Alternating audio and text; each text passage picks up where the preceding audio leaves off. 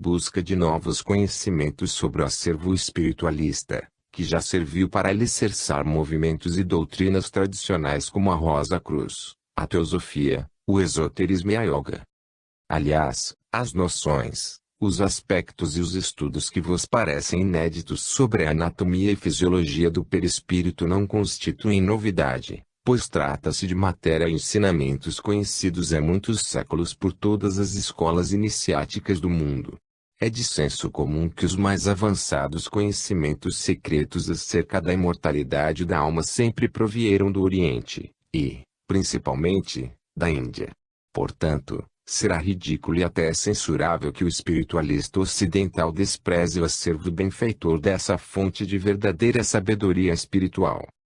Os Vedas, há 4.000 anos, já ensinavam as minúcias do corpo mental, corpo astral e o duplo etérico com o sistema de chakras, enquanto Hermes Trismegisto, o iniciado do Egito, já o fazia à luz dos templos de Ra. Coube a Kardec popularizar, no limiar do século XX, certa parte menos profunda desses conhecimentos espirituais, despertando o cidadão terreno ainda negligente para com a sua própria vida imortal. No entanto, se o espiritismo significa a porta aberta para a revelação espiritual, cabe ao discípulo penetrar no templo e desvendar os mistérios de sua própria imortalidade, assim como conhecer a fonte onde os espíritos firmaram seus conceitos para a codificação espírita. O adepto que permanecer estático e obstinado, preso à ortodoxia da tradição kardecista, desinteressando-se dos conhecimentos milenários da vida do espírito imortal, demonstra não compreender que o espiritismo é essencialmente uma doutrina de amplitude evolutiva e não um conjunto de postulados em discussões sobre o que Allan Kardec disse ou não disse. Pergunta: porventura deveríamos encetar novamente o velho curso tradicional dos templos iniciáticos do passado a fim de penetrarmos a doutrina dos ensinamentos superiores, em que Kardec e os espíritos se basearam como fundamento do espiritismo? Matiz: já dissemos, alhures, que a vida dinâmica do homem do século XX obriga a iniciar-se à luz do dia, no próprio ambiente social desde a manhã até a hora de cerrar os olhos para o descanso, à noite. O mestre moderno já não usa mais a barba e os cabelos compridos como os antigos patriarcas, pois cairia no ridículo. Conforme diz certo brocardo hindu, o mestre aparece assim que o discípulo está pronto para os testes de sua iniciação espiritual, que o põe em prova ante o insulto do policial mal-humorado, do esbarrão do brutamontes, do egoísta ao furar a fila do ônibus, do palavrão do bêbado obsceno, da especulação do mau negociante, da irritação do chofer do ônibus ou da avareza do ricaço. O homem, assim, gradua-se, pouco a pouco, no experimento cotidiano da própria vida sem precisar de rituais, compromissos e juramentos dos templos iniciáticos de outrora. Após tantas peripécias na vida terrena, enfrentando as vicissitudes e ingratidões próprias do mundo de efervescência tão primária, batido e massacrado pelas provas severas do sentimento em purificação, o homem é submetido à arguição do Evangelho de Jesus, a fim de se verificar a média do seu exame final nessa iniciação espiritual, em cada reencarnação. Antigamente os discípulos, firmados nos rituais dos templos iniciáticos, preparavam-se para, depois, viver no mundo como atleta disposto a conquistar a vitória de si mesmo no campeonato da existência humana. Hoje, no ambiente da vida profana, ele enfrenta os problemas que lhe setam e graduam o espírito nas relações comuns com os seus companheiros de jornada física. Pergunta: é certo que os velhos mestres da tradição iniciática não endossam a codificação espírita, porque Allan Kardec expôs demasiadamente, em público, os mistérios do ocultismo? Matiz: Allan Kardec foi um dos mais avançados mestres de iniciação esotérica do passado, bastante familiarizado com a atmosfera dos templos egípcios, caldeus e hindus. E inúmeros iniciados que desenvolveram suas energias psíquicas e despertaram seus poderes espirituais nos ambientes dos antigos templos iniciáticos, também estão agora encarnados na Terra e cooperam valiosamente na seara espírita. Pouco a pouco, eles revelam os conhecimentos ocultos, que Allan Kardec teve de velar em sua época por falta de um clima psicológico adequado e favorável aos ensinamentos esotéricos, em público. Esses iniciados, com auxílio da própria ciência profana, extirpam gradualmente da prática mediúnica muito compungimento lacrimoso e religioso, que não se coaduna com o espírito científico, lógico e sensato dos postulados espíritas, cada vez mais avançados. O Espiritismo simplificou os ensinamentos complexos do Oriente, como a reencarnação e a lei do karma, expondo-os de modo conciso e fácil, sem as sutilezas iniciáticas, os simbolismos complexos e as grafias sibilinas do sânscrito, graduando-os de acordo com a capacidade mental dos seus adeptos ainda imaturos para uma didática muito esotérica. Porém descansem os espíritas demasiadamente ortodoxos e temerosos de qualquer confusão doutrinária, no seio do espiritismo, só porque venham a examinar os ensinos e os conhecimentos de outros movimentos espiritualistas. Mesmo porque a revelação do verdadeiro mecanismo da vida do espírito imortal não se fará de modo instantâneo e miraculoso. Isso se processará através do estudo, de pesquisa e da busca incessante por parte do discípulo liberto de qualquer condicionamento sectarista. A cômoda atitude do espírita é ignorar propositadamente qualquer assunto que não se relacione com a sua doutrina, em geral, é mais fruto da preguiça mental do que mesmo receio de confusão doutrinária. Aliás, a confusão não está nas coisas que investigamos. Ela está em nós mesmos, pois só um homem realmente confuso tem medo de conhecer outros movimentos esotéricos, cujos princípios doutrinários apoiam-se também nos fundamentos em que assentam os postulados do Espiritismo. Tal receio resultará num estacionamento mental obstinado, que não livrará o discípulo de enfrentar essa tarefa nesta ou noutra existência terrena. A Terra é a escola de educação espiritual primária que só libera os seus alunos depois que eles forem aprovados em todas as matérias nela existentes. Os espíritas sabem que não há graça nem privilégios extemporâneos na senda da evolução espiritual, por isso, quando o discípulo desperta para a realidade da vida imortal, ele encontra-se diante de um problema capital de sua existência, porquanto, ao mesmo tempo, entram em conflito, na sua consciência, os instintos primários do animal e a súplica do anjo para que ele prefira lutar para subir ao paraíso. É o momento cruciante, que os hindus definem como o adepto caminhando sobre o fio da navalha, porque, realmente, ele encontra-se angustiado e indeciso entre o céu e o inferno, pois tem de desintegrar a personalidade do homem velho, dando ensejo ao nascimento do homem novo do padrão angélico enunciado por Paulo de Tarso.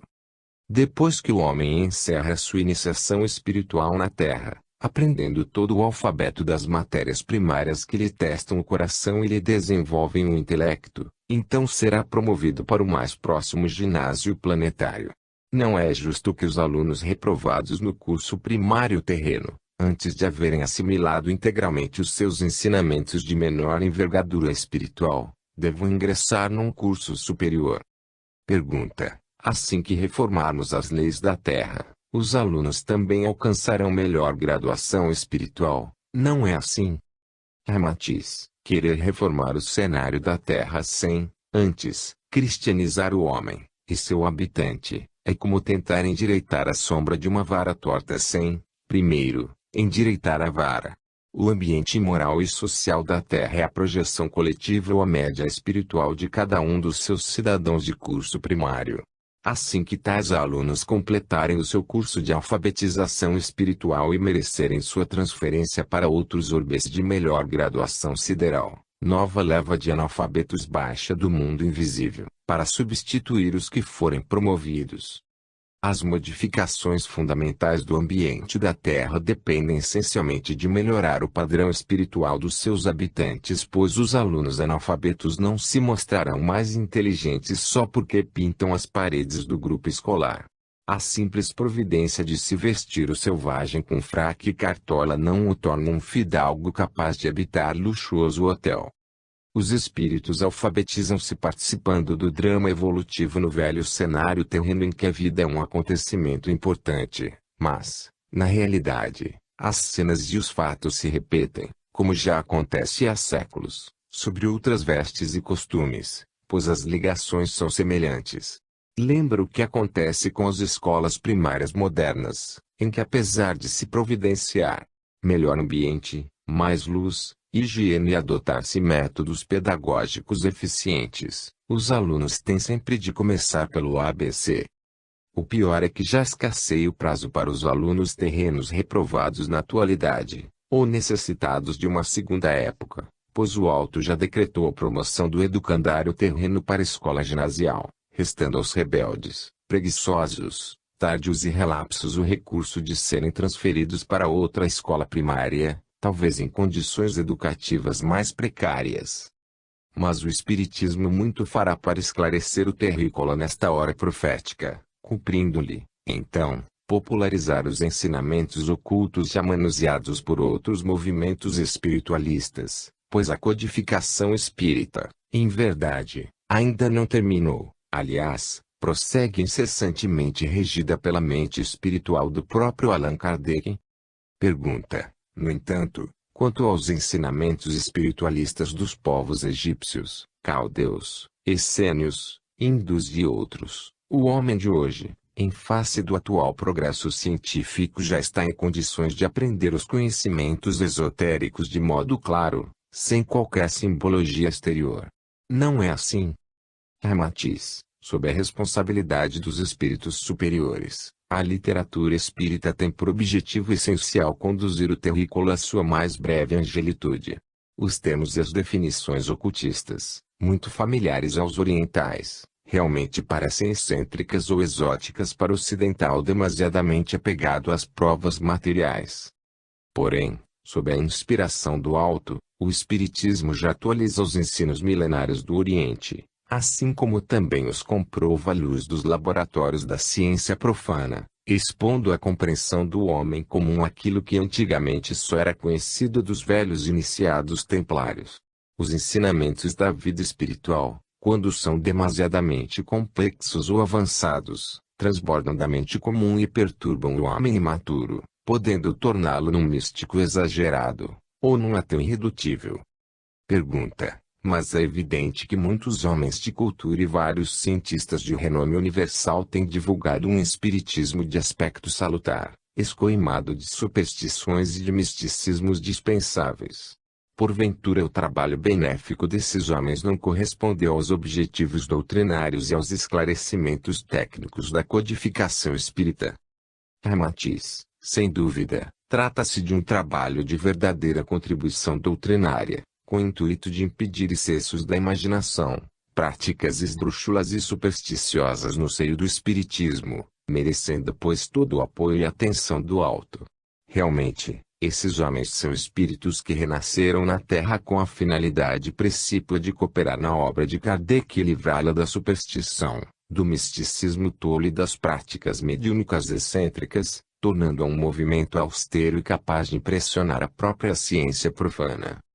Foi um serviço digno e proveitoso que prestaram ao espiritismo homens talentosos como Gabriel Delany, Aksakov, Leon Denis, William Crookes, Mieres, Oliver Lodge, Stinton Moses, Duprel, e, no Brasil, Guilom, Cair Bachutel, Saião, Bittencourt Sampaio, Bezerra de Menezes, Cirne, Inácio Bittencourt e outros, ainda vivos, que empenham seus esforços na divulgação sadia e proveitosa da doutrina espírita. Graças a tais homens inteligentes e corajosos, o espiritismo pulverizou as investidas capciosas do clero fanático e impôs-se respeitosamente, sobrepondo-se aos sarcasmos acadêmicos dos intelectuais envaidecidos. Enquanto Kardec organizou a alma do espiritismo, os seus discípulos laboriosos têm cuidado da estrutura anatomofisiológica do seu corpo doutrinário e das suas relações com o mundo profano. Eles têm comprovado o espiritismo pelos experimentos objetivos da ciência, esclarecendo a luz da filosofia e da psicologia humanas, sem possibilidade de seus adversários contestarem a lógica das suas afirmações sobre a vida imortal. Pergunta: qual seria uma suposição ou conjectura que nos convencesse quanto à existência do perispírito? Ramatiz: evidentemente, sem o perispírito não existiria o homem ou o indivíduo, porquanto o espírito, a chama imortal do ser, na verdade, e a essência do próprio Deus é formar o pano de fundo da consciência humana. Jesus foi bastante claro quando anunciou: eu e meu Pai somos um, vós sois deuses, o reino de Deus está no homem. E o Gênesis explica que o homem foi feito à imagem de Deus. Pergunta: poderíeis dar-nos algumas noções do perispírito, quanto ao fato dele ser constituído por outras partes ou corpos imponderáveis, como o mental e o astral, sem que, no entanto, perca sua unidade fundamental? Ramatiz: o perispírito, integrado por diversos elementos, é realmente um só equipe ou instrumento intermediário representativo da vontade, do pensamento e dos desejos do espírito na sua manifestação para o corpo físico. Já dissemos que entre o perispírito e o corpo de carne ainda existe o duplo etérico, como a ponte que relaciona as manifestações do mundo espiritual e as ações do mundo físico, num serviço recíproco de alta precisão. Aliás, o próprio corpo físico é uma só unidade, e, no entanto, compõe-se também de vários sistemas como sanguíneo, nervoso, linfático, ósseo, endocrínico, muscular, os quais, embora sejam partes distintas, entre si, formam um todo homogêneo. Em equivalência, lembramos que a água, embora não se divida nem mude em sua integridade fundamental, ela pode apresentar-se sob diversos aspectos ao mesmo tempo, como seja, quente, perfumada, doce, magnetizada ou colorida. Finalmente, encerrando este capítulo, insistimos em lembrar-vos que o perispírito é o corpo imortal do homem, enquanto o duplo etérico não faz parte dele, mas é somente o veículo intermediário, provisório, que lhe serve apenas durante a existência física e depois da morte do homem dissolve-se na intimidade da terra, vagando, por vezes, sobre os túmulos. Nota do revisor: quando as noites de verão são muito quentes, o duplo etérico em dissolvência do cadáver chega a comburir, resultando os chamados fogos fatos ou boitatá da crendice popular. Capítulo 11. Elucidações sobre a prece. Pergunta: de um modo geral, como considerais a prece? Ramatiz: a prece dinamiza os anseios sublimes que, em estado latente, já existem na intimidade do espírito imortal. O homem, na verdade, como futuro anjo, quando se devota à oração, exercita-se num treino devocional que o põe em contato com os espíritos de hierarquia angélica. Toda prece fervorosa e pura recebe do alto a resposta benfeitora, a sugestão mais certa e, também, as energias psíquicas que sustentam o próprio corpo carnal. É um dos recursos eficientes que eleva e reorganiza a harmonia cosmopsíquica do homem, pois abranda as manifestações animais instintivas, afasta os pensamentos opressivos, dissipa a melancolia, suaviza a angústia e alivia o sofrimento da alma. Embora o homem nem sempre se aperceba dos efeitos positivos e benfeitores que recebe por intermédio da oração, ele retempera suas forças espirituais e se encoraja para enfrentar com mais otimismo as vicissitudes e os sofrimentos próprios da existência terrena, pois mobiliza esse potencial criador da vida, que aproxima o homem do ideal da angelitude. Pergunta: como poderíamos entender o processo que movimenta e dinamiza as energias íntimas do espírito no ato da prece? Ramatiz: figurai a prece como um detonador psíquico que movimenta as energias excelsas adormecidas na essência da alma humana, assim como a chave do comutador dá a passagem, altera ou modifica as correntes das vossas instalações elétricas. Sem dúvida, a capacidade de aproveitamento do homem durante o despertamento dessas forças sublimes pelo impulso catalisador da oração depende tanto do seu grau espiritual como de suas intenções. Aliás, o espírito, ao liberar suas energias no ato da prece, ele melhora sua frequência vibratória espiritual, higienizamente expurgando os maus pensamentos e libera maior cota de luz interior. Daí o motivo por que alguns santos purificaram-se exclusivamente pelo exercício da prece, enquanto outros só puderam fazer pelo treino do sofrimento. Em ambos os casos, a purificação é fruto da dinamização das forças espirituais na intimidade do ser, embora varie quanto ao seu processo. No primeiro, é um procedimento espontâneo catalisado pela prece. No segundo, em decorrência do exercício da dor. Por conseguinte, o homem também se purifica pelo hábito constante dos bons pensamentos, pois estes mantêm no campo vibratório de sua mente um estado espiritual tão benéfico como o que se produz nos momentos sedativos da oração. No entanto, se a criatura se descura da prece, ou seja, deixa de orar e vigiar, eis que, então, a dor se encarrega de ativar as reações morais necessárias para, mais tarde, libertarem-na compulsoriamente do guante do mundo animal. Nenhum auxílio é tão salutar e eficiente para manter o equilíbrio moral do espírito, como o hábito da oração, pois a criatura confiante, sincera e amorosa, realiga-se a Deus. Pergunta: a oração também pode ser mobilizada como um recurso positivo de segurança e defesa do corpo físico?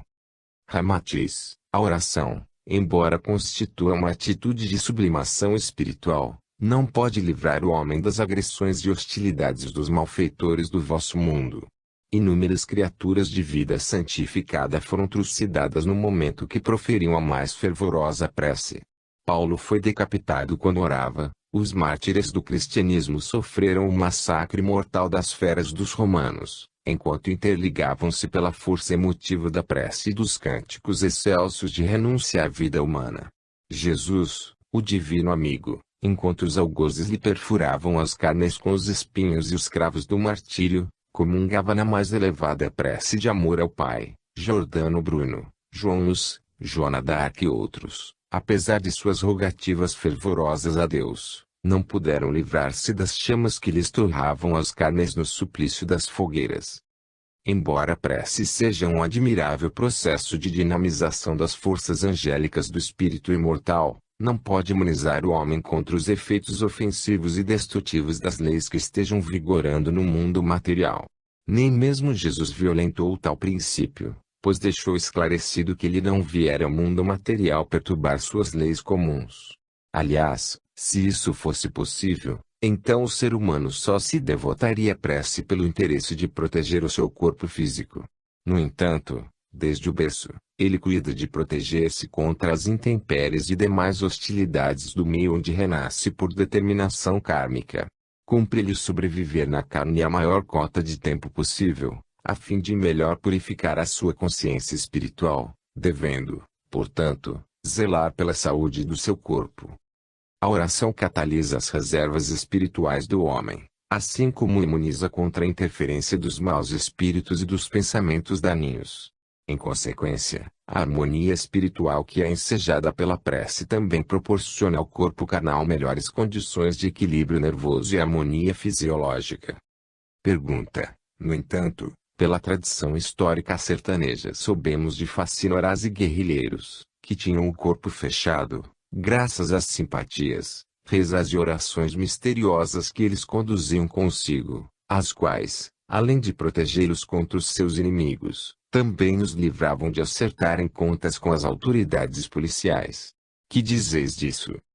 Ramatiz: tal acontecimento resulta da convocação de energias subvertidas do mundo astral inferior. É conluio dos espíritos satânicos que, por intermédio dos seus bruxos e feiticeiros sediados na carne, operam em favor de súditos afins, proporcionando-lhes a imunização corpo fechado, isto é, um circuito forte de magnetismo inferior. Imobilização das cargas astralinas agressivas, concentradas num campo magnético denso, sustentando a cortina de fluidos animalizados em torno do protegido. Para o êxito de tal cometimento, esses magos das sombras utilizam-se de talismãs, símbolos, recursos hipnóticos, substâncias odoríferas agrestes ou mesmo apetrechos de uso pessoal do mesmo. Depois submetem tais coisas a baixa frequência vibratória, dentro da lei de que os semelhantes atraem os semelhantes e através de exorcismos, liturgias diabólicas e rituais bárbaros, compõem uma atmosfera fluídica isolante ou refratária em torno dos seus adeptos e pupilos. Assim como a lente sob o sol concentra-lhe os raios formando um foco luminoso e calorífero de maior potencial, esses magos negros fazem convergir as forças primitivas ou maléficas sobre os objetos, coisas e criaturas a serem alvejadas pela magia negra. malgrado possam imobilizar energias inferiores para a proteção dos seus comparsas na matéria. No outro sentido, também lhes invertem os polos magnéticos, e, em vez de promoverem o tradicional corpo fechado, hostilizam desafetos, enfeitiçam criaturas atendendo solicitações de vingança e semeiam, nas vítimas, enfermidades e perturbações. Assim, a mesma carga de fluidos inferiores que lhes serve para a segurança dos apaniguados das trevas, eles também podem usá-la para fins maléficos contra os que lhes são antipáticos. Em verdade, esses processos de magia, que até há pouco eram considerados superstições, fetichismo e lendas, a ciência moderna atualmente já os estuda e os experimenta à luz dos laboratórios e verifica que os inacreditáveis fenômenos sobrenaturais que sofriam a repulsa das mentes científicas, hoje já se explicam satisfatoriamente sem violentar os padrões científicos do equilíbrio planetário. A bomba atômica veio comprovar a veracidade das historietas infantis, onde os gênios e as fadas desencadeavam forças que destruíam cidades e coisas. As ondas eletromagnéticas emitidas pelas correntes d'água subterrâneas, os veios de chumbo, cobre ou demais metais, hoje já dispõem os cientistas a favor do evento científico de radiestesia. As ondas ultracurtas cerebrais confirmam a realidade inconteste da transmissão telepática. O estudo da radioatividade surpreende pelo poderio do átomo. A identificação das emissões etéricas das auras das coisas e dos seres firma a realidade dos tradicionais registros acásicos tão citados nas obras ocultistas do Oriente e comprovam a psicometria tão conhecida dos monges yogis da velha Índia. O raio laser, o radar, o neutrino, o controle magnético remoto, as ondas hertzianas, a desintegração atômica, a microfotografia eletrônica da luminosidade irradiada pelos tecidos, vegetais e animais, a matéria transformando-se em energia e vice-versa, são descobertas que a ciência hoje domina sem equívocos. No entanto, foram fenômenos espantosos e tidos como absurdos no tempo dos nossos bisavós. Assim como já existem trajes de proteção de vidro à prova de bala, em breve, o homem também poderá garantir-se com um corpo fechado ou campo magnético defensivo contra as investidas e as más intenções alheias. E sem parafrasearmos a obra de Wells, não tarda a vestimenta eletrônica, que tornará o homem invisível à visão comum, quando assim o desejar, mesmo para fugir dos seus inimigos. No entanto, tudo isso que a ciência já descobriu e ainda explicará no futuro através de experimentos científicos e pelo controle absoluto das forças ocultas, a mente poderosa e treinada dos magos de antanho já o conhecia e o realizava, por um esforço incomum, atuando no campo de energias eletrobiológicas e atendendo à própria lei de que os semelhantes atraem os semelhantes. No entanto, o lendário corpo fechado só era conquista dos afilhados das trevas e, comumente, proporcionado àquele que já possui algo da faculdade mediúnica de exteriorização ectoplásmica capaz de ativar um campo fluídico e magnético denso e isolante. Mas, em face da própria lei de que a semeadura é livre, mas a colheita é obrigatória, os delinquentes favorecidos pelas sombras, com o corpo fechado, que lhes garantia as atividades criminosas e cobertura da justiça do mundo material, depois de desencarnados não se livram dos seus protetores diabólicos, que passam a utilizá-los como instrumentos vivos para as tarefas repulsivas de obsessões e vampirismo contra os vivos. Isto comprova que não é destituída de fundamento a lenda do homem que vendia alma ao diabo, pois toda criatura que é apadrinhada na matéria pelos espíritos malignos, depois, fica-lhes dever a paga, obrigando-se a desempenhar funções maléficas. É evidente que a oração, em sua sublime expressão de catalisador angélico, não pode servir para cobertura iníqua do lendário corpo fechado, que se destina a livrar o seu portador das consequências punitivas devidas a atos criminosos. As clareiras de luz que se formam em torno do homem durante o êxtase da prece, em que a emoção do seu espírito evoca o amor de Deus, não podem servir de condensador de fluidos inferiores para fins execráveis.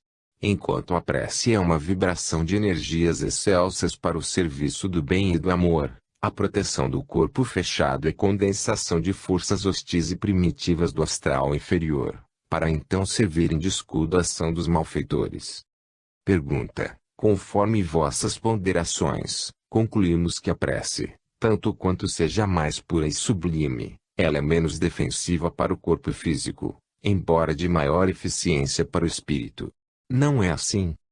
Matiz: durante a prece sincera e fervorosa, o espírito libera-se com mais facilidade do corpo físico, pois vive em tal momento, num estado de fuga vibratória, que lhe faz sentir algo de sua verdadeira vida além da matéria. Nesse instante de pausa espiritual, o organismo de carne quase que pulsa exclusivamente sob o comando da vida animal. Aliás, o conceito moderno de ciência de que a matéria é um aglomerado de energia condensada ou de energia concentrada, a qual se libera e retoma sua fonte primitiva depois da desintegração dos objetos ou da morte do corpo carnal. É óbvio, portanto, que a oração, como um processo dinamizador, beneficia o campo energético mental e astral do ser, facultando ao espírito maior liberdade de ação. Embora a prece não proporcione absoluta proteção ao corpo físico contra as hostilidades do meio onde ele se manifesta, pelo menos dinamiza o seu energismo insuflando novos estímulos de vitalidade espiritual na organização humana. A frequência vibratória superior conseguida pelo recurso da prece no energismo do corpo físico, também assegura melhores relações e mais harmonia no metabolismo atômico das comunidades celulares. E disto resultam condições mais favoráveis para a atividade e equilíbrio do sistema nervoso e endocrínico, como principais responsáveis pela estabilidade orgânica da saúde do homem. É de senso comum que a ausência de preocupações graves ou de circunstâncias dolorosas aliviamente afrouxa o sistema nervoso.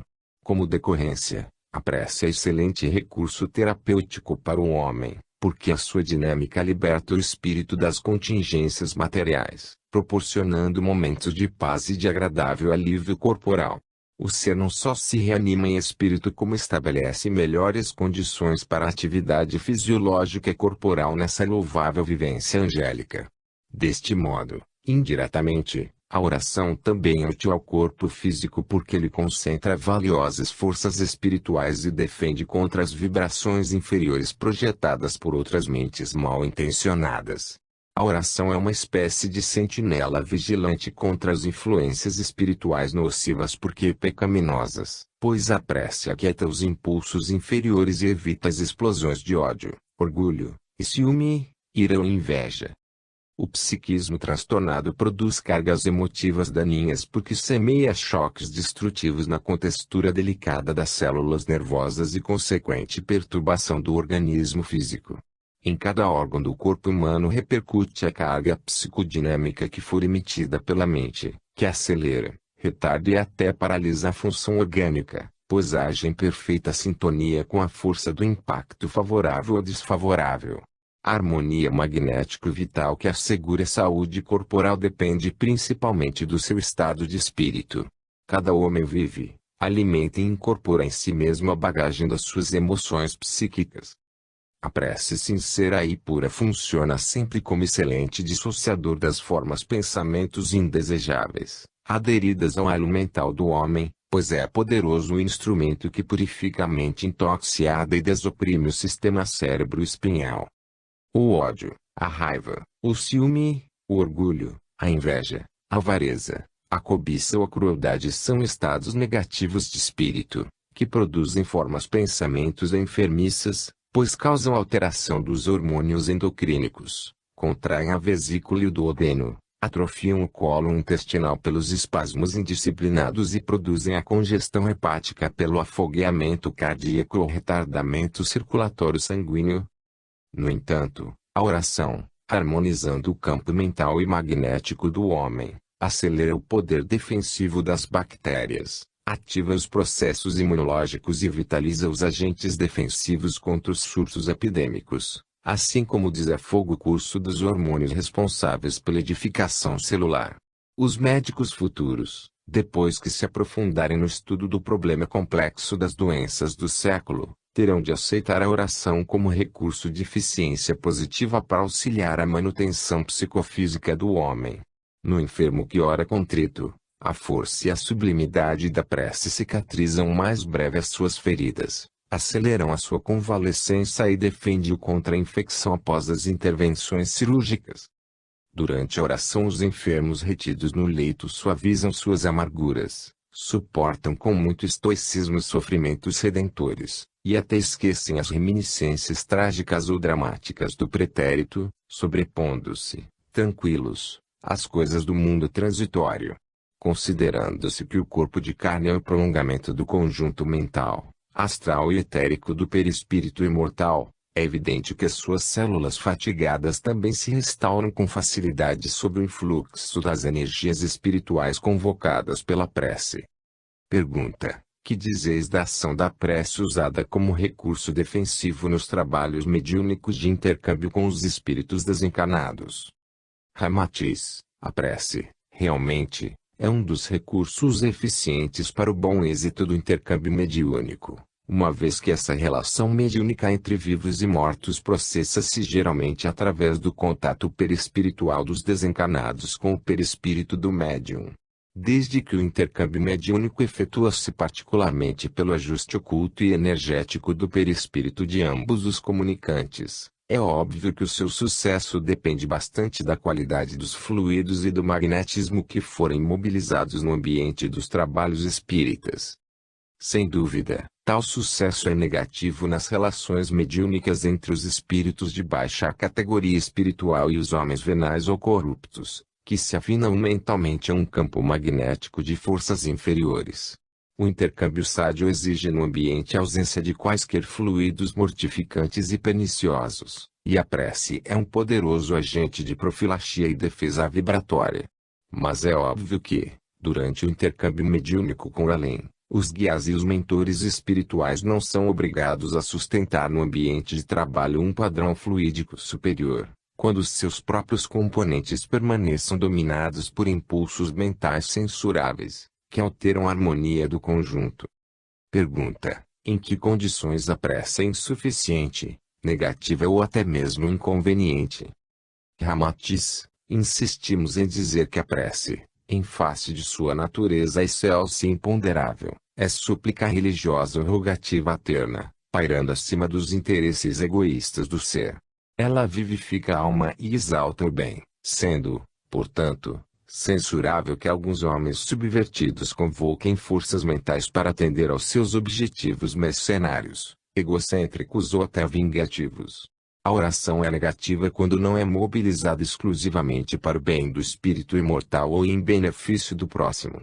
Eis porque não são preces, mas, sim, invocações satânicas, os apelos e as cerimônias litúrgicas dos sacerdotes imprudentes, quando benzem canhões, cruzadores, submarinos belicosos e armas mortíferas, que se destinam a massacrar pretensos inimigos em guerras fratricidas. Também não correspondem ao caráter excelso e redentor da prece as rezas, os cantochões e as ladainhas extensas com que esses infelizes ministros de Deus julgavam burlar a lei do amor quando, nas fogueiras da Inquisição, queimavam as suas vítimas indefesas. Jamais o alto admitiria esse troncamento da oração mediadora do espírito e estímulo da vida, para cobertura de crueldades tão maléficas e diabólicas, embora executadas sob o palio da religião oficial. Deus não patrocina a indústria da morte, fora da lei normal de evolução e libertação espiritual no prazo justo. Ele não possui inimigos, pois todos são seus filhos e dignos do mesmo amor. Inconveniente também a oração como rogativa interesseira para melhorar negócios, evitar deveres cotidianos, satisfazer paixões ilícitas, desforrar-se do adversário ou conseguir fortuna fácil mediante especulações de negócios escusos. A prece desafoga o ser nas horas cruciantes e perturbadoras, renovando-lhe o ânimo pelo energismo superior e consolando-lhe a alma pela certeza de breve libertação dos sofrimentos redentores na carne. Jesus, Francisco de Assis, Dom Bosco, Teresinha de Jesus, Vicente de Paulo e outras criaturas de elevado porte espiritual, que sobrepunham a vida eterna à transitoriedade do mundo material, voavam nas asas da prece até as esferas angélicas e comungavam, felizes, com o reino celestial do Senhor. Pergunta: cremos que as palavras pronunciadas durante a prece são de pouca importância e eficácia? Não é assim. Ramatiz: as palavras também se configuram na mente humana durante a prece porque lhes cabe a função de expressar as ideias e os variados estados de espírito do homem, embora os seus lábios não as pronunciem. A oração sem palavras pensadas ou pronunciadas seria então o estado de espírito do samadhi tradicional dos hindus. No entanto, o homem só pode orar quando parte de um motivo ou de uma ideia que ele associa a outras ideias mais ou menos sublimes, até estabelecer em si mesmo um ritmo psíquico cada vez mais ascendente. Em consequência, o impulso inicial da oração também exige de vossa mente a projeção de uma palavra correspondente à emoção, à ansiedade ou ao sentimento que experimentais naquele momento, até configurar-se na vossa consciência. A prece exige sempre um motivo, um elo ou ponto de partida, para depois desatar-se na mente humana, quer seja a rogativa a Deus para restaurar o espírito combatido, quer seja a súplica para amenizar o sofrimento da alma de alguém falecido. Quando a prece se acende na intimidade da criatura, as palavras também lhe afloram vivíssimas na mente, correspondendo às figuras, às ideias e aos estados de espírito que ela vive naquele momento. Quer se trate de uma prece endereçada a Jesus, a um santo católico ou guia espírita, o homem quando ora tem de partir de algo já conhecido ou ideado na sua mente. A prece maquinal, o recitativo displicente ou a ladainha fastidiosa são inócuas, porque lhes falta no seio das palavras o sentimento espiritual que faz a alma vibrar com a intimidade divina. E as preces dramatizadas, compungidas ou exaltadas, também se anulam nessa exteriorização, pois os recursos vulgares do mundo material transitório não possuem a força grandiosa de sublimar o espírito eterno. A pose mental no ato da prece é um estado de fuga ou de liberação espiritual, em que a personalidade humana acede em favor da individualidade eterna. Às vezes, o sacerdote católico, o pastor protestante ou o doutrinador espírita oram mediante longos gestos de súplicas e exclamações comoventes, mais preocupados quanto à opinião pública do que mesmo a sua comunhão espiritual com Deus.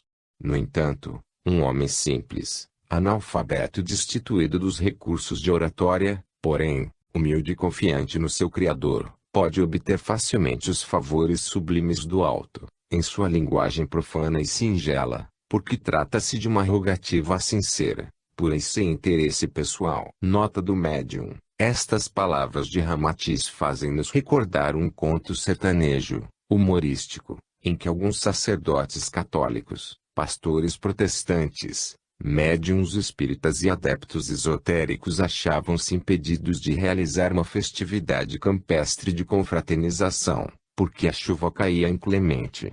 Então, os sacerdotes católicos, compenetrados e compungidos, fizeram comovente apelo a Deus para cessar a chuva, mas sem obterem qualquer resultado. Em seguida, os pastores protestantes também rogaram, sem resultado, a mesma graça. Finalmente, os espíritas e os esoteristas recitaram enternecida prece. Contudo, apesar da linguagem culta, o fraseado castiço e o tom religioso, todos fracassaram, pois a chuva continuava a cair impiedosamente. Então o caboclo humilde, que os hospedava, bastante pesaroso ante a desilusão dos hóspedes, levantou-se, chegou à janela e olhando sério para o céu, exclamou num tom de censura: "Ué, meu pai, Messê tá zangado hoje? Não quer para a chuva pros coitados fazer sua festa. Para espanto geral de lodos, eis que a chuva cessou repentinamente." Pergunta: que dizeis quanto às preces coletivas no seio das igrejas católicas, nos templos protestantes ou nas casas espíritas? Ramatiz: insistimos em dizer-vos que a importância e a sublimidade da prece dependem fundamentalmente do grau espiritual, das intenções, da renúncia e dos sentimentos daqueles que oram. A prece coletiva ou a prece louvor de hosanas ao Criador, que os fiéis e religiosos pronunciam comumente nas igrejas católicas, nos templos protestantes ou mesmo nas associações espíritas, atrai os bons espíritos que também se associam à beleza das vozes humanas, comungando e incentivando as vibrações harmoniosas desses hinos de gratidão a Deus. Durante os cultos religiosos de seu estudo espiritual, o magnetismo dos seus participantes evolua em vibrações radiosas até as abóbadas do templo e depois desce em formosa chuva de pétalas diamantíferas, a feição de um bálsamo divino. Em tal momento os fluidos benfeitores expungem angústias, amenizam as reminiscências dolorosas e revitalizam a alma, pondo-a em contato feliz com as vibrações das esferas celestiais. Pergunta: em consequência, os cânticos religiosos também são uma espécie de oração coletiva? Não é assim? Ramatiz: efetivamente, assim é, pois constituem uma exaltação à obra de Deus, rogam benefícios para a humanidade ou intentam a melhoria dos seus próprios celebrizantes. Aliás, os coros interpretativos da música sacra, de poemas ou canções que destacam os bens do espírito acima dos interesses do mundo, chegam mesmo a influir no temperamento emotivo dos ouvintes, pois aquietam as paixões violentas e agressivas, despertam emoções e sentimento de beatitude, que jazem em estado latente no âmago da alma. Tal qual a prece serena, os cânticos religiosos e os coros de alta espiritualidade arrefecem os maus impulsos da criatura e acalmam as emoções de amargura. Pergunta: mas é evidente que nem todos os cânticos, coros ou hinos, influem de maneira benfeitora na alma dos ouvintes. Não é assim? Ramatiz: há que distinguir, naturalmente, os cânticos e os coros que, embora sob a mesma técnica e natureza expressiva, despertam sentimentos e objetivos que exaltam o instinto inferior animal. De modo algum, não se pode considerar uma prece coletiva os brados guerreiros de cólera, vingança ou furor, instigados pela música agressiva dos hinos belicosos.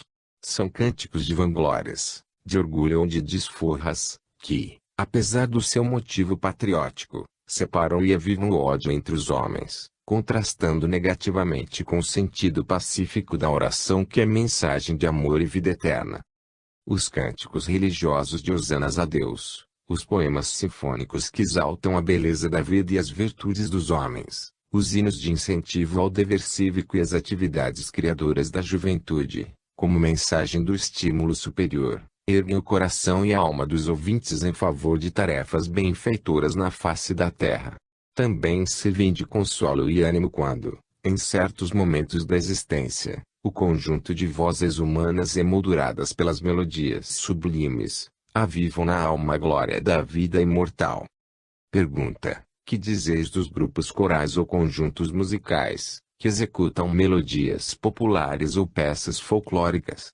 Apesar do sentido de suas execuções, eles também poderiam manifestar algo do sentido sublime da oração? Ramatiz: a oração, em sua expressão inata, é o processo que permite ao homem manifestar os seus melhores pensamentos e sentimentos ao Criador. Em consequência, todos os atos, tarefas ou preocupações humanas, religiosas ou profanas, que exaltem a obra divina, enalteçam os bens do espírito e a conduta moral superior, também podem ser considerados como louváveis ensaios de oração. A oração condiciona o espírito humano à meditação dos bens superiores, e por isso induz a alma às reflexões sadias. Não se ajusta a servir para exaltar os requebros do corpo ou para as agitações dos crentes supersticiosos ou fanáticos, que oram de forma gritante e desordenada. A música popular, quando seu conteúdo verbal e ritmo musical, desperte anseios da alma para uma vida mais sadia e menos material, também é uma espécie de oração. Aliás, no gênero da música clássica já existem inúmeras peças e composições decalcadas de temas religiosos ou de tradições litúrgicas, que são executadas nos ambientes profanos, e não perdem o sentido simbólico de uma prece sonora. Mesmo entre as óperas de assunto trágico, impregnadas da violência das paixões humanas, há trechos de melodias e partes corais, que significam verdadeiros oásis no turbilhão da música áspera, opressiva e contundente. As composições de baixo teor musical, que invocam os instintos inferiores da alma, em vez de libertá-la dessas emoções tóxicas, são cantorias feceninas ou debochadas, que, por lei de sintonia psíquica, avivam e exaltam nos seus ouvintes os estímulos perniciosos das paixões e dos vícios censuráveis.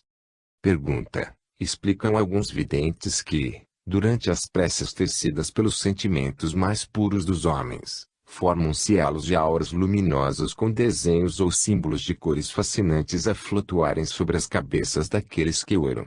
Isso é certo. Ramatiz: em qualquer circunstância em que os homens se reúnem na prece individual ou coletiva, impregnada dos sentimentos mais puros e dos pensamentos mais excelsos, as suas vibrações traçam no espaço símbolos, figuras e alegorias belas e comoventes, em perfeita sintoma com a qualidade espiritual e as intenções dos seus autores. É a essência elemental, estranha manifestação semi-inteligente que circunda e interpenetra todos os seres e coisas, que vivifica a matéria mental e astralina, modelando os aspectos, as formas e as cores de acordo com as emoções vibradas pelo pensamento humano.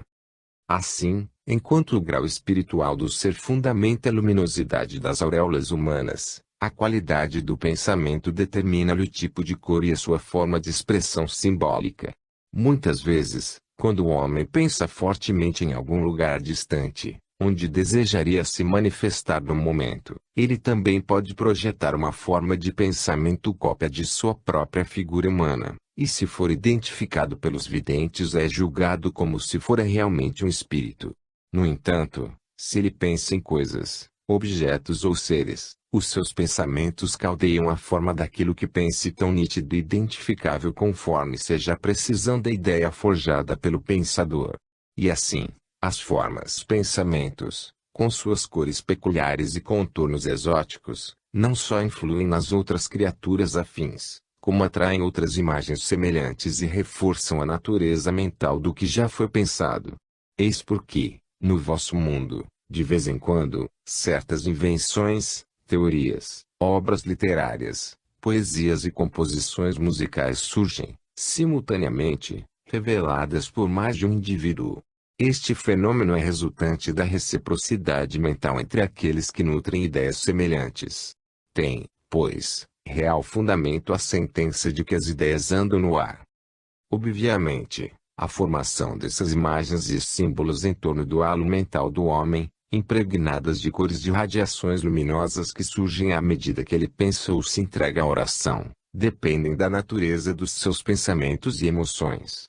Os pensamentos e sentimentos nobres geram cores translúcidas, claras e límpidas, que vibram sob focos de luz radiosa. No entanto, as formações mentais subversivas mostram-se escuras, deformadas e sujas, num aspecto oleoso, cujas cores são depressivas e desagradáveis. De conformidade com a natureza cromática do mundo astral, o ódio e a maldade, por exemplo, mostram-se em cores negras e espessas, enquanto o amor e a bondade expressam-se em tons róseos, lilazes formosos e imaculados. Os pensamentos produzidos pelo fanatismo religioso, fetichismo ou devoção egoísta projetam-se em uma cor azul escuro desagradável. No entanto, o sentimento religioso elevado, altruístico e pura devoção, retrata-se num esplendoroso azul celeste balsâmico sedativo à alma. Assim, os bons videntes, ao examinarem as cores e as radiações que se projetam na auréola em torno da mente humana, podem avaliar as qualidades do espírito e as intenções dos seus autores. Mas, insistimos, é justamente no momento da prece, como exaltação íntima do ser buscando a fonte de sua origem, que é Deus, quando tudo se clarifica em torno e os seus pensamentos se aformoseiam tecendo imagens deslumbrantes e irradiando esplendores de luz do mais encantado colorido. Capítulo 12. Relato e análise da psicometria. Pergunta: a psicometria é também uma faculdade mediúnica? Matiz: sem dúvida, pois também exige um medianeiro ou intermediário como as demais faculdades. Entretanto, não é faculdade comum, é mais rara, pois exige avançada sensibilidade psíquica para seu bom êxito. Pergunta: que é, em si, a faculdade psicométrica? Matiz: é a faculdade que tem algumas criaturas de poderem ler psiquicamente, em contato com objetos ou coisas, as impressões ou imagens em sua aura etérica pelas vibrações dos acontecimentos ou cenas a que os mesmos objetos assistiram. Em cada objeto que usamos grava-se a imantação do nosso fluido no seu duplo etérico, e mais tarde possibilitará ao psicômetro treinado identificar e descrever os fatos de nossa vida, ocorridos durante o tempo em que o possuímos. A psicometria, pois, consiste em se fazer a leitura da aura dos seres e das coisas, por intermédio de pessoas dotadas de especial sensibilidade, ou seja, um hipersensitivo. Pergunta: os espíritos podem intervir no fenômeno da psicometria e colaborar com o psicômetro? Matiz: desde que haja utilidade ou interesse no caso, os espíritos desencarnados podem ajudar o médium psicômetro a ver ou sentir até os fatos registrados na aura etérica das criaturas, a fim de adverti-las ou orientá-las com sugestões benfeitoras. Pergunta: poderíeis referir melhores detalhes sobre a psicometria? Matiz: em torno de cada objeto, animal, planta e do próprio homem existe uma aura invisível e receptiva, que capta, registra ou fotografa na sua chapa etérica todas as imagens ou vibrações que ocorreram na sua presença. Como analogia, podemos dizer que, assim como gravais as vibrações sonoras na cera de carnaúba para a confecção dos discos fonográficos, o éter cósmico grava ou registra todos os fatos circunjacentes. A mais sutil vibração de gesto ou de um pensamento, desde a queda de uma folha seca até a violência do furacão, permanece eternamente fixada na tessitura delicada do éter, num tipo de faixa vibratória que poderíamos denominar de campo refletor. Sons, odores, imagens e demais frequências vibratórias são fenômenos que, no futuro, quando a vossa ciência estiver uníssona com a fé que remove montanhas, poderão ser captados através do aparelhamento indescritível aos vossos conhecimentos atuais. O cientista, no futuro, conseguirá captar as ondas sonoras registradas no éter, tornando-as audíveis, e proporcionará fascinante estudo investigando o passado, quando então o homem terreno usufruirá a grata alegria de ouvir cânticos, ruídos, melodias e a multiplicidade de sons que vibram na aura do orbe. A frase evangélica que diz: não caia um cabelo de vossa cabeça, que Deus não saiba, resguarda uma grande verdade psicométrica.